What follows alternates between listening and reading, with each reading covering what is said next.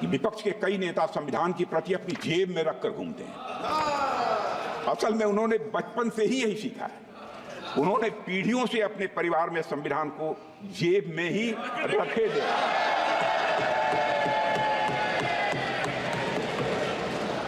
लेकिन अध्यक्ष महोदय, भारतीय जनता पार्टी संविधान को सिर माथे पर लगाती है। संविधान को की किताब को यूं माथे से लगाते हैं, लेकिन संभल में, हाथरस में, मणिपुर में जब न्याय की गुहार आती है, उठती है, तो उनके माथे पे शिकन तक नहीं आता।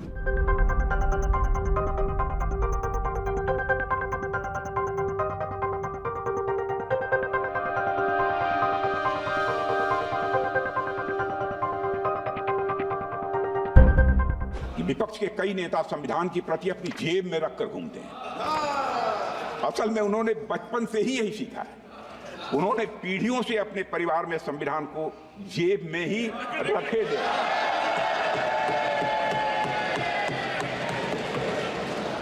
लेकिन अध्यक्ष महोदय, भारतीय जनता पार्टी संविधान को सिर माथे पर लगाती है।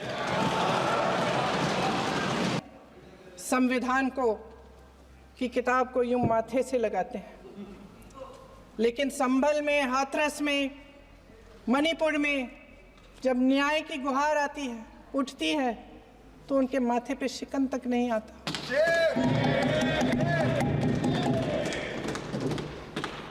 शायद समझ नहीं पाए हैं कि भारत का संविधान संघ का विधान नहीं है।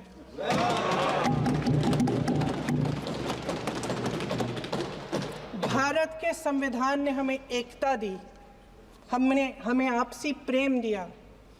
उस मोहब्बत की दुकान जिस पर आपको हंसी आती है, उसके साथ करोड़ों देशवासी चले। करोड़ों देशवासियों के दिल में एक दूसरे के लिए प्रेम है, घृणा नहीं है।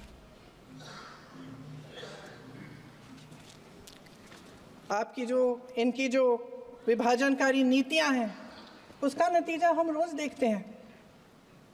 राजनीतिक फायदे के लिए संविधान को छोड़िए, देश की एकता को भी ये रख नहीं सकते, इसकी सुरक्षा नहीं कर सकते। हमने संभल में देखा, मणिपुर में देखा। दरअसल इनका कहना है कि अलग अलग इस देश के अलग अलग हिस्से हैं। कैमरा। लेकिन हमारा संविधान कहता है कि ये देश एक है और ये देश एक रहेगा। जहां खुला विवाद होता था, अभिव्यक्ति का सुरक्षा कवच होता था, इन्होंने भय का माहौल पैदा किया है। सत्ता पक्ष के मेरे साथी अक्सर 75 सालों की बात करते हैं, लेकिन इन 75 सालों में ये उम्मीद, आशा, ये अभिव्यक्ति की ज्योति कभी थमी नहीं, कभी बुझी नहीं। इस देश की जनता ने खुलकर आलोचना की, निडर होकर धरने किए, प्रदर्शन किए। जब जब जनता नाराज हुई, तब तब सत्ता को ललकारा, उसे चेतावनी दी, बड़े से बड़े नेताओं को कटघरे में खड़ा किया, उनसे जवाब मांगा, न्याय मांगा। इस देश के छोटे छोटे से नुक्कड़ की दुकानों में, चाय की दुकानों में, इस देश के घरों में, गलियों में, मोहल्लों में, अखबारों में, प्रकाशन घरों में, न्यायपालिकाओं में चर्चा कभी बंद नहीं हुई। लेकिन आज ये माहौल नहीं है। आज जनता को सच बोलने से डराया जाता है, धमकाया जाता है। पत्रकार हो या विपक्ष का नेता हो या किसी यूनिवर्सिटी का प्रोफेसर हो, छात्र संघ हो या कर्मचारियों का संगठन हो, सबका मुंह बंद कराया जाता है। किसी पे ईडी, किसी पे सीबीआई, किसी पे इनकम टैक्स, फर्जी मुकदमे लगवाए जाते हैं, जेल में डाल दिया जाता है। विपक्षी नेताओं को जेल में डाल दिया जाता है, उनको सताया जाता है। किसी को नहीं छोड़ा इस सरकार ने। देशद्रोही कह के उत्तर प्रदेश में मुझे याद है कुछ अध्यापिकाएं प्रदर्शन कर रही थी उन पर मुकदमा डाल दिया देशद्रोही का, उन्हें देशद्रोही कह दिया। इन्होंने देश का पूरा माहौल भय से भर दिया है।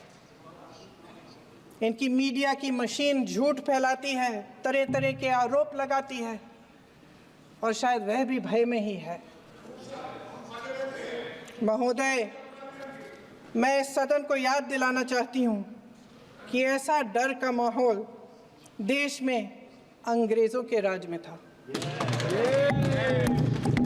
जब इस तरफ बैठे हुए गांधी की विचारधारा वाले लोग आज़ादी की लड़ाई लड़ रहे थे और उस तरफ वाली विचारधारा वाले लोग भय में रहकर अंग्रेजों के साथ साठगांठ कर रहे थे। लेकिन अध्यक्ष महोदय, भय का भी अपना स्वभाव होता है। भय फैलाने वाले हमेशा भय का खुद शिकार बन जाते हैं। ये प्रकृति का नियम है। आज इनकी भी यही हालत हो गई है। भय फैलाने के इतने आदी हो गए हैं कि खुद भय में रहने वाले हैं। चर्चा से डरते हैं, आलोचना से घबराते हैं। कई दिनों से हम मांग रहे हैं कि चर्चा करिए, लेकिन चर्चा करने की हिम्मत ही नहीं है।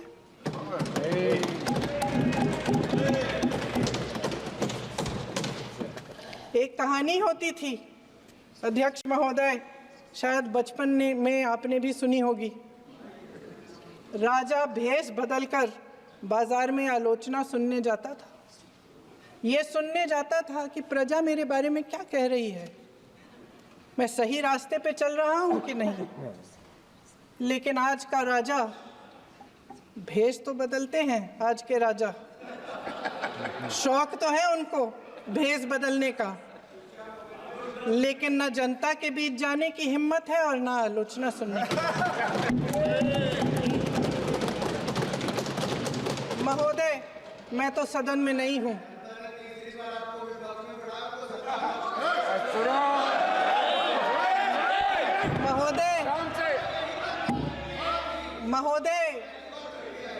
महोदय, जनता में बहुत विवेक है, ये सही है।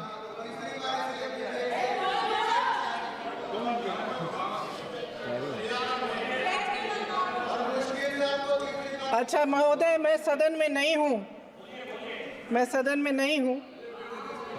कुछ हाँ ठीक है, मैं सदन में नहीं हूँ, मात्र 15 दिनों से आ रही हूँ।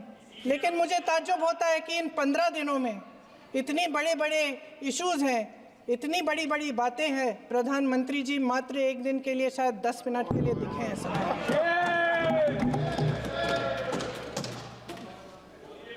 बात यह है अध्यक्ष महोदय जी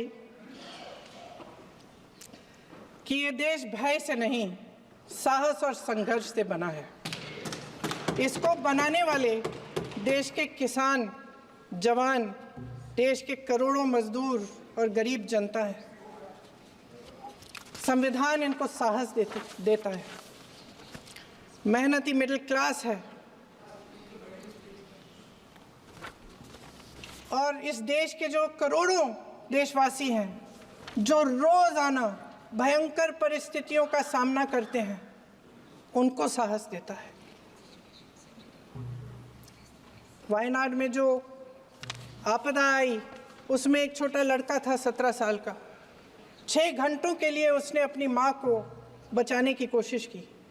6 घंटों के लिए आप सोच सकते हैं कि अगर नदी की धारा बह रही है, नाराज है, आप अपनी माँ को पकड़े हो, 6 घंटों के लिए पकड़े रखते हो कि मेरी माँ बच जाएगी, और अंत में वो माँ भी बह जाती है। उस लड़के का साहस,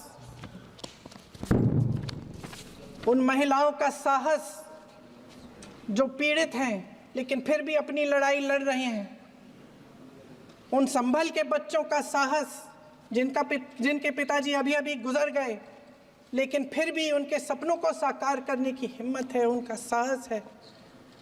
वो साहस से संविधान ने दिया है।